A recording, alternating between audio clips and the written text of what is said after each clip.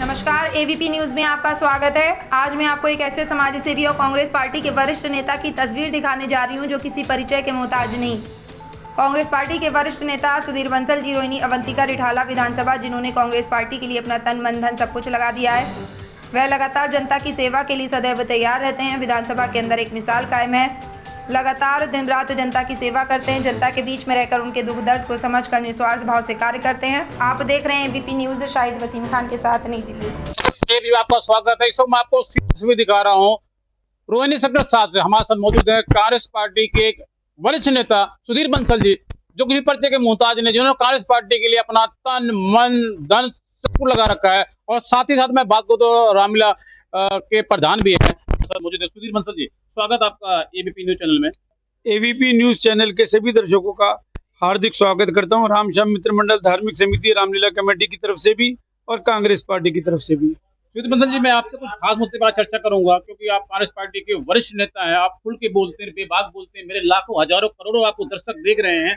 जिस तरीके से आप कांग्रेस पार्टी के लिए निस्वार्थ भाव से आप सेवा करते हैं, समाज के लिए हित के लिए काम करते हैं, लगातार अपने काम के नाम से आप जाने जाते हैं। रिठाला विधानसभा के अंदर आपकी एक मिसाल कायम है।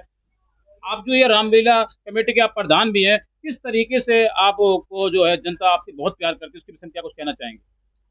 हमारा काम हमेशा निस्वार्थ रहा है। हम रामलीला भी इसीलिए करते हैं कि आज की नई पीढ़ी को मोबाइल छोड़ करके वो भगवान राम के आदर्शों पर चलने की कोशिश करें।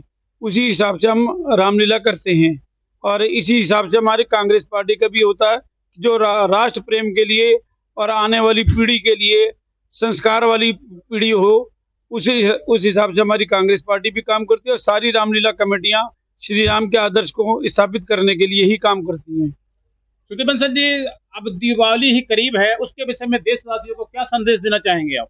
दीपावली हो, त्योहार हो, या हिंदुओं के जो भी त्योहार होते हैं, चाहे होली हो, दीपावली हो, ईद हो, ये सारे त्योहार आपस में भाईचारे के त्योहार हैं। और हमारे को आज की तारीख के अंदर जो सबसे बड़ा देश के लिए खतरा है वो हिंदू मुस्लिम झगड़े का खतरा है। और दीपावली का त्योहार हो या कोई सा भी त्योहार हो, सब आपस में प्रेम और भाईचारे का संदेश देती हैं। सुधीर बंसल जी, मेरा आपसे कुछ खास सवाल है। दिल्ली में भारतीय जनता पार्टी की पूर्ण बहुमत की सरकार है।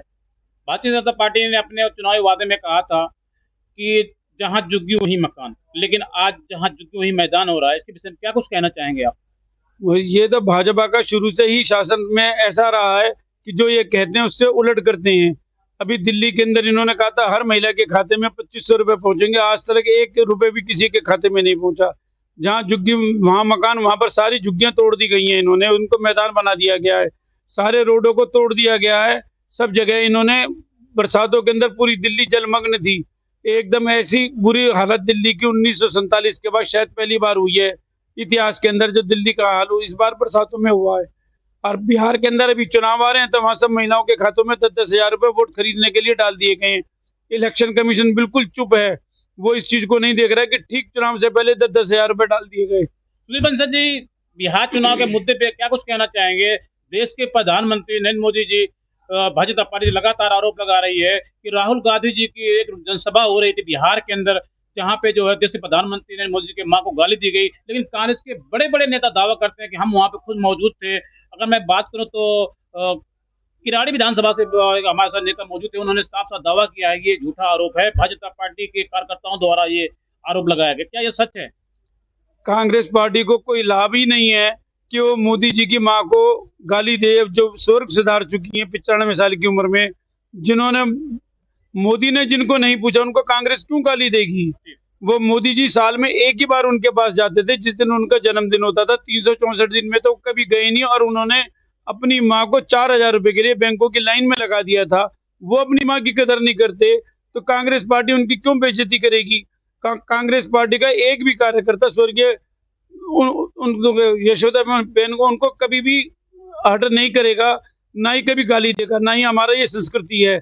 और गाली देने का काम नरेंद्र मोदी करते हैं, जो कभी सोनिया जी को गाली बकते हैं, कभी किसी और चीज को गाली देते हैं। मैं आज कुछ खास मुद्दे पर चर्चा करूँ। बंसल जी, आप खुल के बोलते हैं, बेबाक बोलते हैं, और कांग्रेस पार्टी के वरिष्ठ नेता होने के नाते मैं आपसे बात कर रहा हूँ। जब राहुल गांधी जी को पप्पू कहा जाया करता था, तब तो कोई आरोप नहीं लगाता था। भारतीय जनता पार्टी की तरफ पहले पप्पू कहा गया, बहुत कुछ कहा गया, उसके विषय में क्या कुछ कहना कांग्रेस चाहेंगे? को जब भी उनको पप्पू कहा गया तो राहुल जी हमेशा हंस के टाल देते थे कि तुम्हें जो कहना है वो कहो, हमें जो करना है वो हम करेंगे। और आज वो एक राहुल जी ने तब भी जो बातें कही थी, आज सारी उन्हीं सिद्धांतों पर बीजेपी चल रही है। उन्होंने कहा था जब जीएसटी को गब्बर सिंह टैक्स से वापस लेना पड़ेगा, इनको लेना पड़ा। किसान आंदोलन में उन्होंने कहा था कि ये सारे कानून वापस लेने पड़ेंगे, इन्होंने लिए। ये हर वो काम करते हैं जो पहले खुद करते हैं गलत काम। इन्होंने नोटबंदी करी, नोटों को फिर वो वापस लिया उन्होंने नोट। वो कह रहे काला धन आएगा, देश के प्रधानमंत्री नरेंद्र मोदी का काला धन आएगा। काला धन तो इन्हीं के पास है सारा की सारा, रोज नए कार्यालय खुल रहे हैं इनके। काला धन तो सारा जो भी है, जब इन्होंने नोटबंदी कर रहे हैं, नोट बदल रहे हैं, तो पहले ये पुराने नोटों को बदल लेते हैं, उसके बाद ये नोटबंदी लागू करते हैं, पहले अपना काला धन को सफेद करते हैं। ये